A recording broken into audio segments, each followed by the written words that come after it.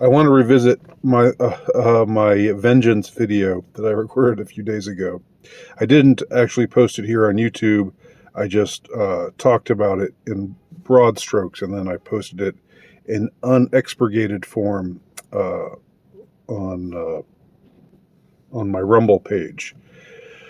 But I've been considering things a bit since then, since that posting, and somebody called it my Fed posting. um, it wasn't exactly, it didn't exactly get into the realm of Fed posting, um, but it was definitely too spicy for YouTube. So I did not post it here. Now, here are my thoughts on that same subject now. And let me try to articulate where I'm at with how I was at a couple of days ago on this whole matter. So right now we're seeing all kinds of mandates being lifted. We're seeing all kinds of movement in the direction of freedom and liberty. The same people who were just a week or 2 weeks ago, who were just saying, we're gonna stick it to you and stick it to you hard until until you do what we say.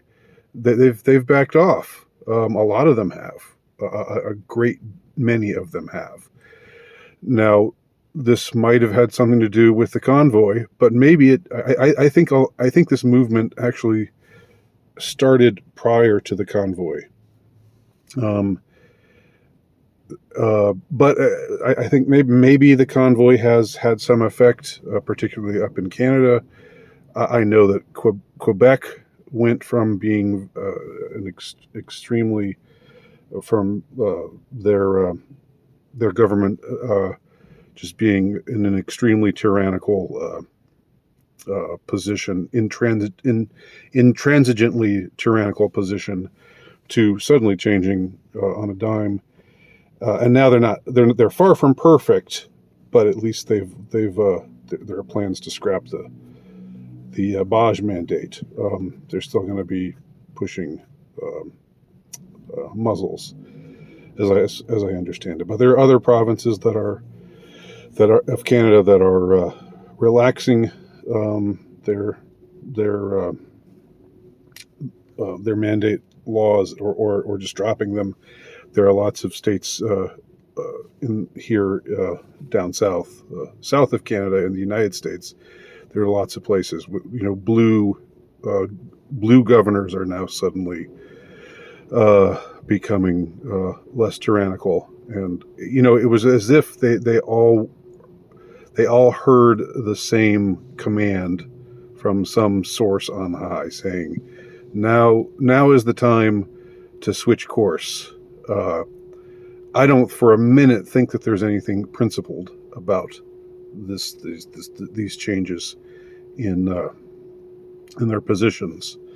Um, I'm thankful that they're happening, but I think it would be very foolish to believe that the kind of people who put this whole thing into effect, as hugely damaging as it has proven to be, and day after day, week after week, hour after hour, we find out just how much damage they have done to so many people, how many people they've hurt, um, including children. It is it, it well, it's not something that you want to reflect on too much, or else you might you might find yourself feeling a desire for vengeance. Um, Here's where I'm at with all of that right now. First of all, let me just take a step back and look at the whole scene, the whole political and media scene playing out before us like a drama. Um, and something occurred to me this morning, and I almost, I don't know if it's that profound, but it struck me as a kind of impressive way of thinking about it. So I gave myself a pat on the back there. And that is when I think when you are not amongst the ruling class, when you are not influential in any way, when you don't dwell amongst the corridors of power in any way, I think the best way to view the drama playing out amongst these these conspicuous people, these conspicuously powerful people, whether in the media or in the political realm, the ruling class, we'll just call them, generally speaking. I think it's most useful to see them as good cops and bad cops. What do I mean by that? Well, I mean, we all know the good cop, bad cop routine, right? Some of us have even experienced it. I mean, I remember I've had bad experiences with police. I've never been arrested, but a couple occasions where I almost was arrested. I don't even remember why, and it's ridiculous to think of because I am the most law-abiding person that I know. But I guess they just don't like my face or something. I don't know. But I do. It is a proven, I think, method of manipulation when there's two cops and it's good cop and bad cop, and it's a cliche, but it's also true to life. It's how they get you to buy into whatever they're selling, right? The bad cop says, "We know you did it. We're gonna stay here all night until you confess, Buster." And he pounds on the table, and he grabs you by your lapels, and you're wearing lapels, I guess. He grabs you by the collar, let's just say, and says, "You tell us now. Tell us now." And, maybe even slaps you around. I don't know if this is, if maybe we're on a black site somewhere. Or if this is just a regular old police interrogation room, in which case he might refrain from actual physical battery, but who knows? So then he wails on you, whether physically or psychologically or both, and then his partner says, "Hey, George, get it together, man, get it together." And George stomps out of the room, and then the other guy sits down in his chair and says, "Look, I'm sorry about my partner.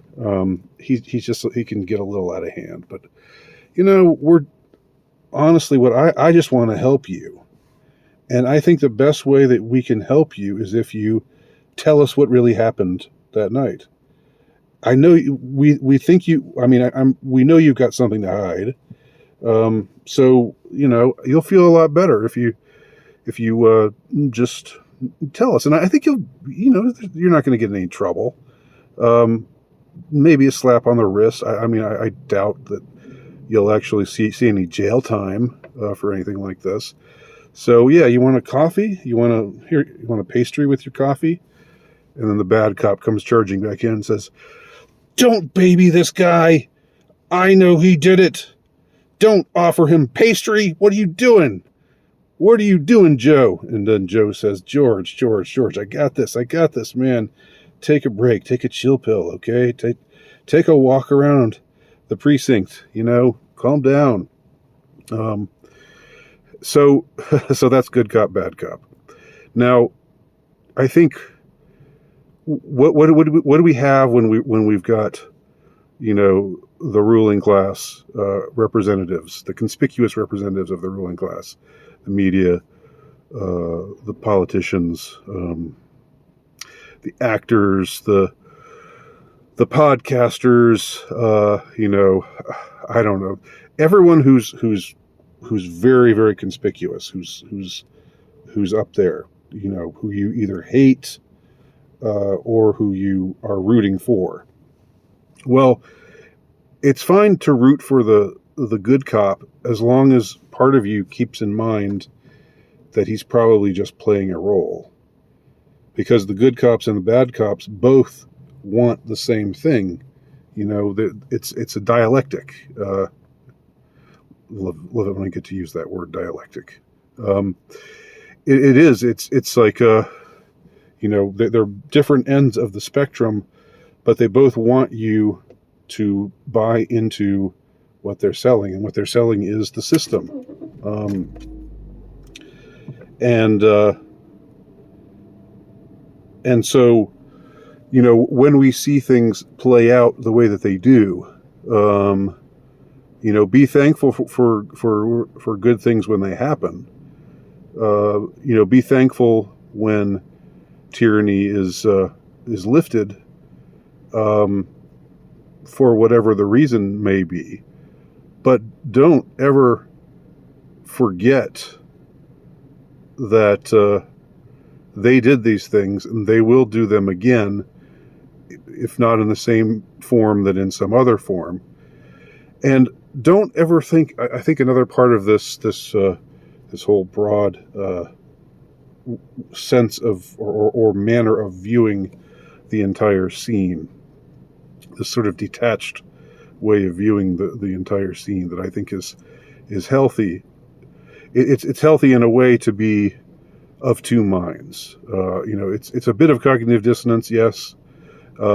It's cognitive dissonance, for example, to root for Joe Rogan, and to say, yeah, he's doing the right thing, he's doing God's work, and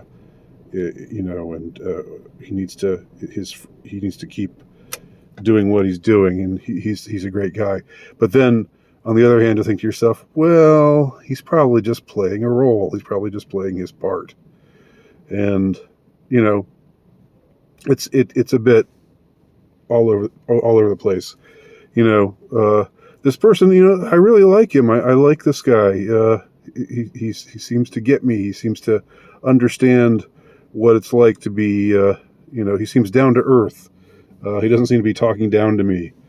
Well, maybe he's sincere, or maybe he's just a really, really good at playing an act, at putting on a performance. And maybe he doesn't care about you any more than the people you hate, the heavies in this drama, the enemies, the bad guys in this drama, the bad cops. The good cop and the bad cop don't really differ except in their behavior. They have different methods, but their different methods complement each other, and they're meant to push you in the direction of giving them what they want, whether it's incriminating yourself or what have you. And it seems to me that seeing everybody we know, seeing the people that we absolutely hate and despise, and